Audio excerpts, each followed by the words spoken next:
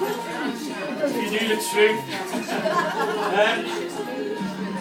Because there's kids in the audience, I wouldn't be doing my duty properly if I didn't say that there's no place in today's society for them. Okay, knives are outlawed for a reason, and that's how they should stay. Shouldn't even think about them, let alone carry one. But in the ways of martial warfare, it's part of your armoury, and no matter how big a weapon you have, the fight always closes very quickly. Whether it's unarmed or with a weapon, it just closes very quickly. And 99 times out of 100, it always resorts into something like this. Okay? So we keep it alive because it's part of the style, and that's for no other reason than that. Okay? The young band is going to perform this double knives for you.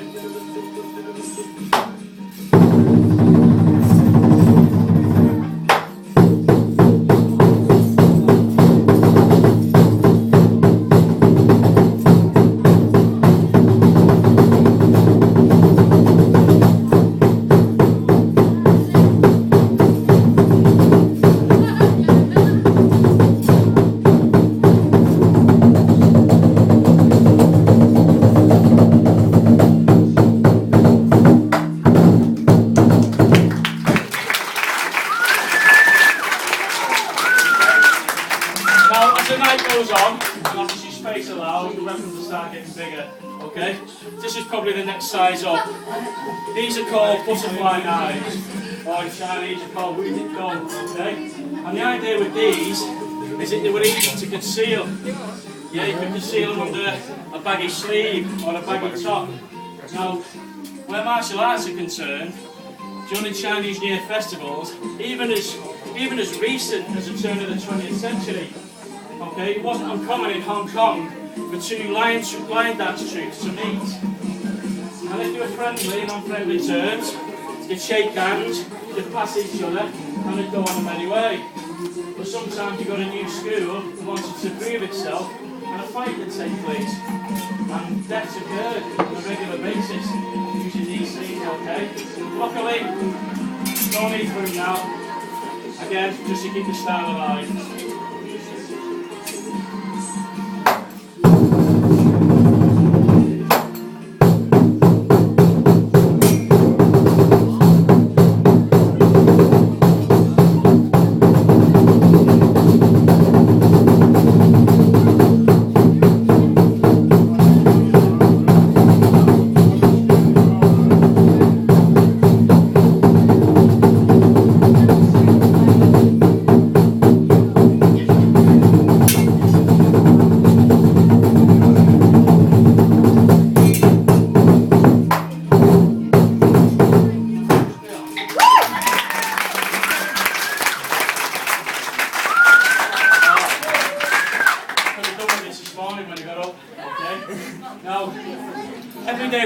Everyday implements could be used as a weapon as well. Now you wouldn't think you'd get much use out of a walking cane other than what it was used for.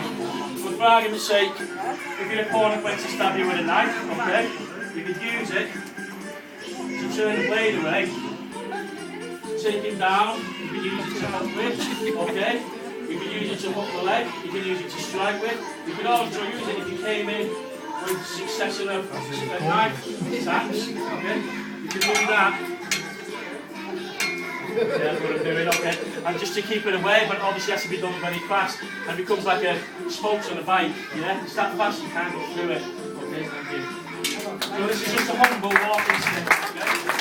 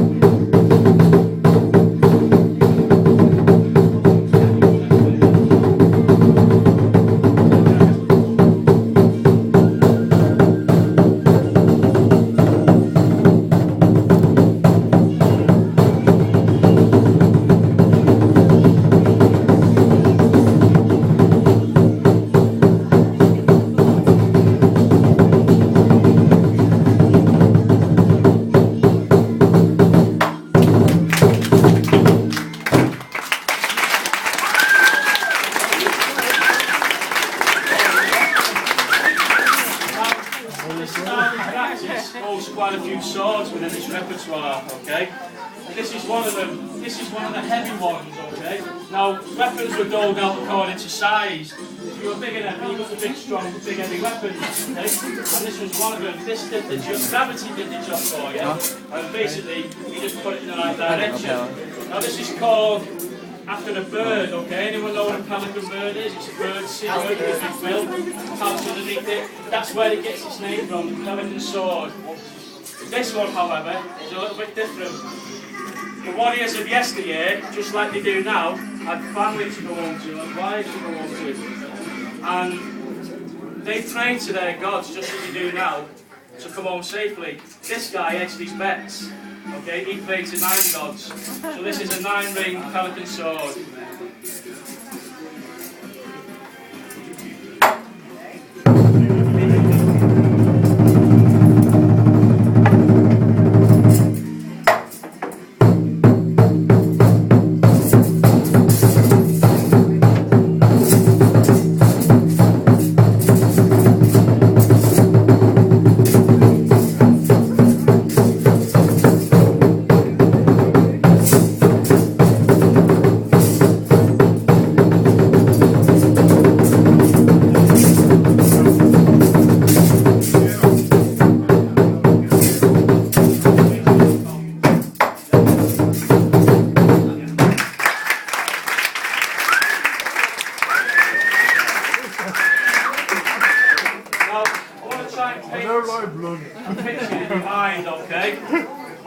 Imagine that you guys are foot soldiers on the battlefield. Now your front line, which would normally be what we would call pikemen, with big pikes stuck in the ground like that, okay, that was your first line of defence, that's broken down, okay? So the foot soldiers are all that's left. And coming towards you, 1,000-pound war horses with screaming soldiers on, wielding these things. And out of all those thousands of people on the battlefield, they've picked you. Okay? You. And you're like that going, why not him? Okay? So I want you to picture that in your mind, okay? This is called a pudo. Okay? And it's basically just, as you can see, a sword on a long staff. Could be used on horseback or on foot, as you're going to see now. I mean, we haven't got room to swing a cat, let alone bring a horse in. Okay? But it's used in ways like this, because it was used against an armoured warrior. Okay, you didn't want to just hit at the armour, so you went for the parts of the body that didn't have any armour, the joints. Okay, the joints. Joints. Someone every fella go, woo! Yes, we did get this from vasectomies arrows. So, with that in mind, you'll understand better what the movements are for, okay? Oh God, it is.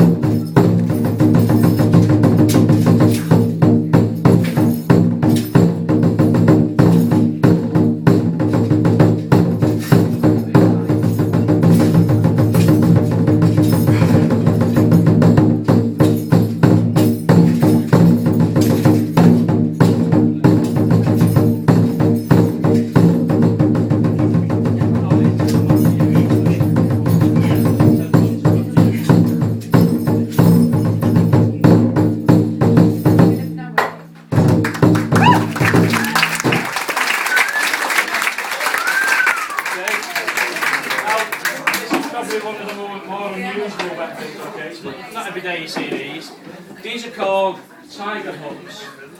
And yeah, I mean, they would look bad over the mantelpiece, I suppose, but this was a particularly nasty weapon.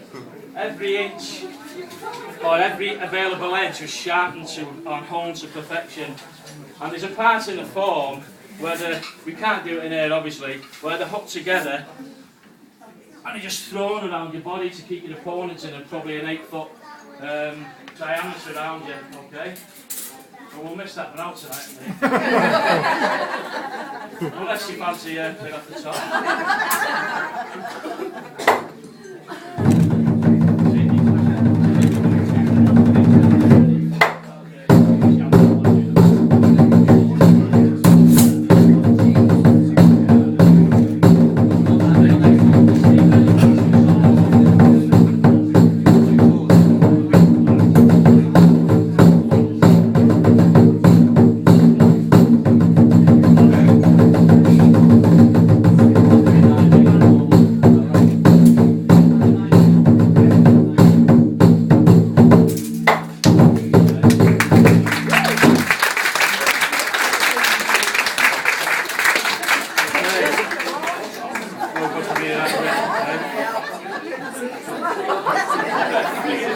about giving away that one, wouldn't it?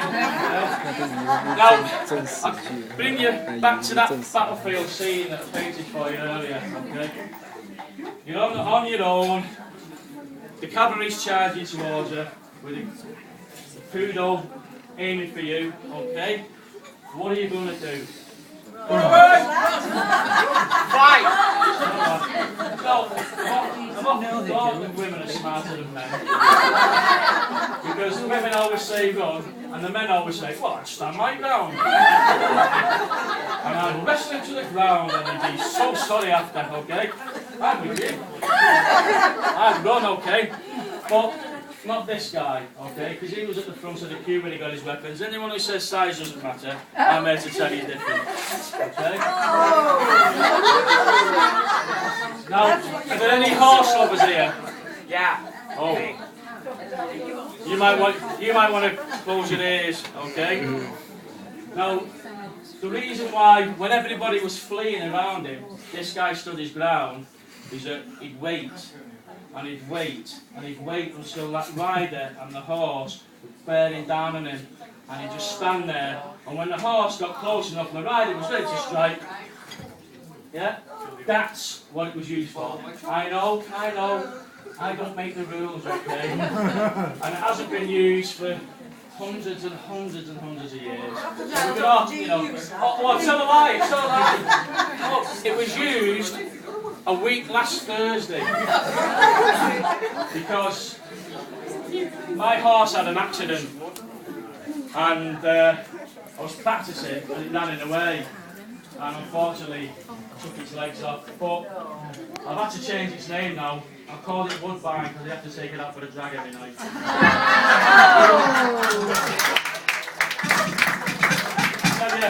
These are the jokes, folks.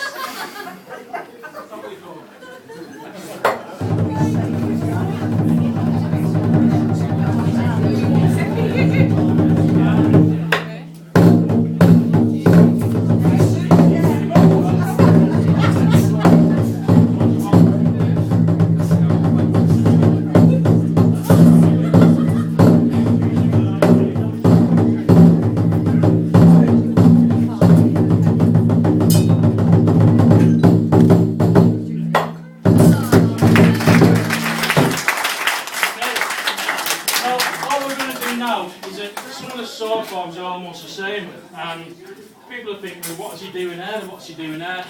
The idea would be, for argument's sake, if your opponent went to strike, you could use the back of the blade to deflect it. From there, you could bring it down. If he was clever and saw it coming, he'd block it. He'd bring it back to strike, he'd deflect it, you could take it down and then finish, okay? So this is what all these movements are for, yeah? To block and parry. So all that was just a bit of information. Some people ask us, well, what are you doing that move for? What are you doing that move for? So now you know, okay? Now, these are the true battlefield weapon, yeah? As I said to you before, weapons are rolled out according to size. If you're strong, you've got the big heavy weapons, and you don't put much heavier than these. The problem with these is that the only thing that was supposed to stop them was your opponent. Doing it in mid-air is tremendously difficult because you've got to stop it in mid-air. So it puts an enormous amount of strain on your wrists and your elbows, and sometimes you have a habit of flying out your hands, okay, in that direction. You don't like that now? I've never seen it so quiet. Okay, no, it's just dramatic emphasis that, okay? These are called double war axe.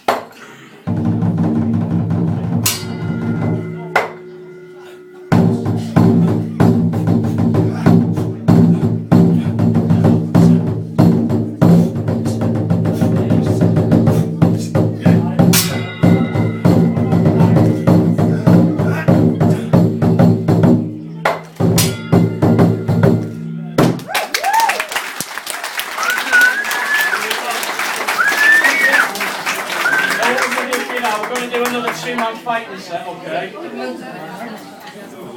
The only thing is, when you get tired, especially at my age, I forget, that's why I start to get hurt, so I'll do the best we can for you. So for ready for the main course now.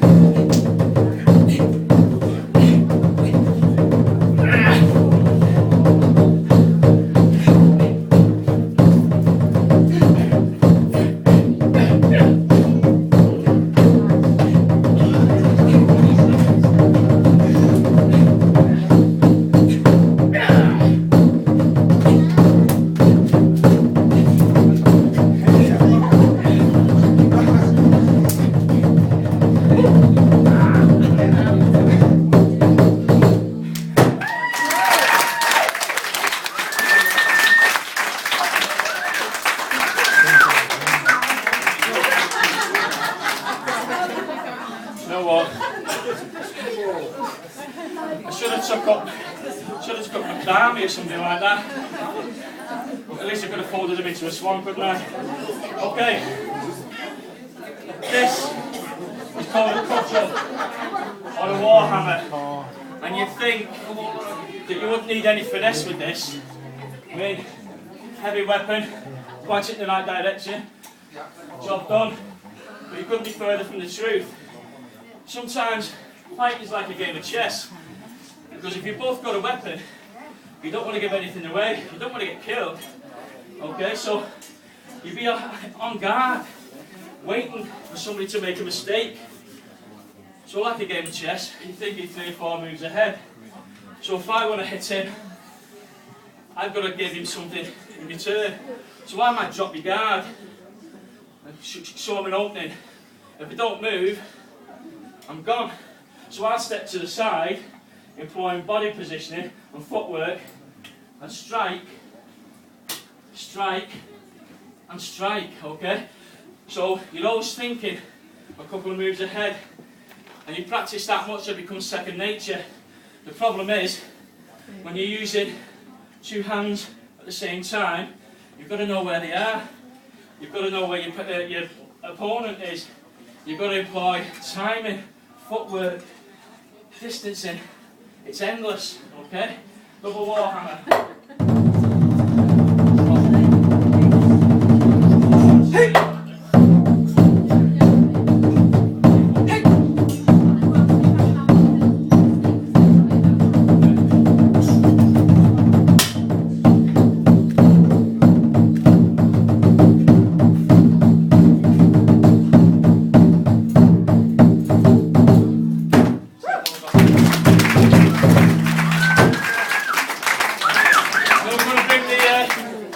Weapons out for you now.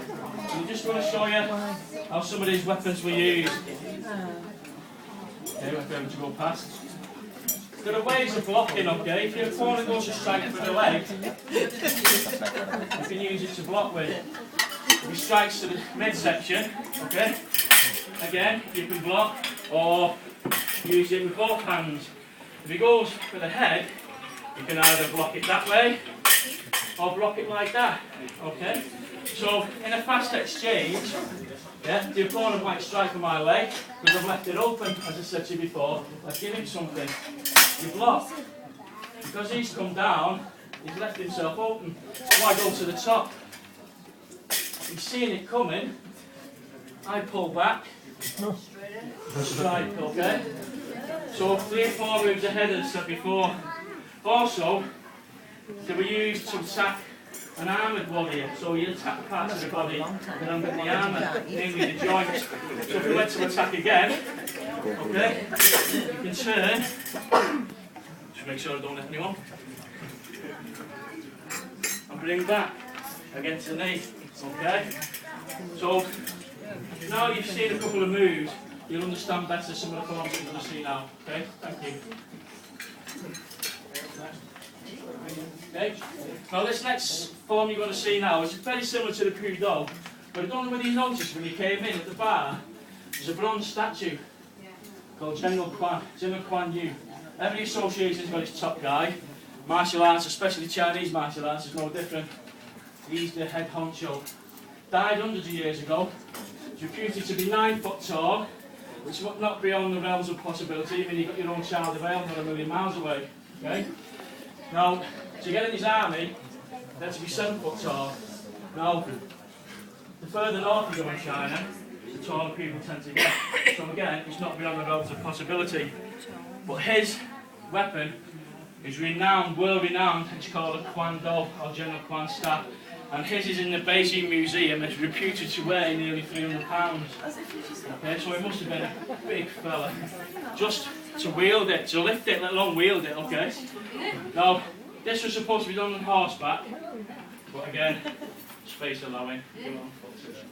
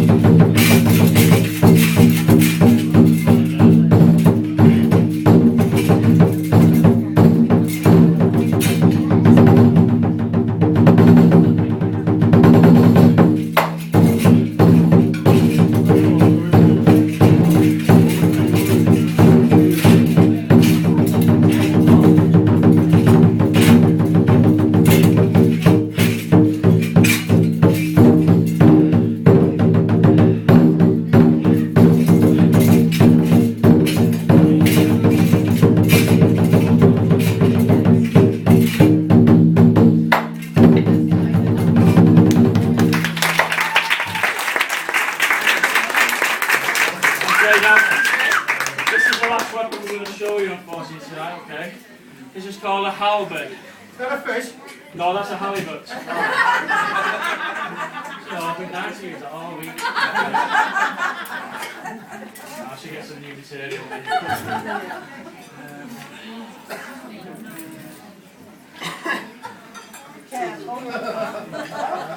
Yeah.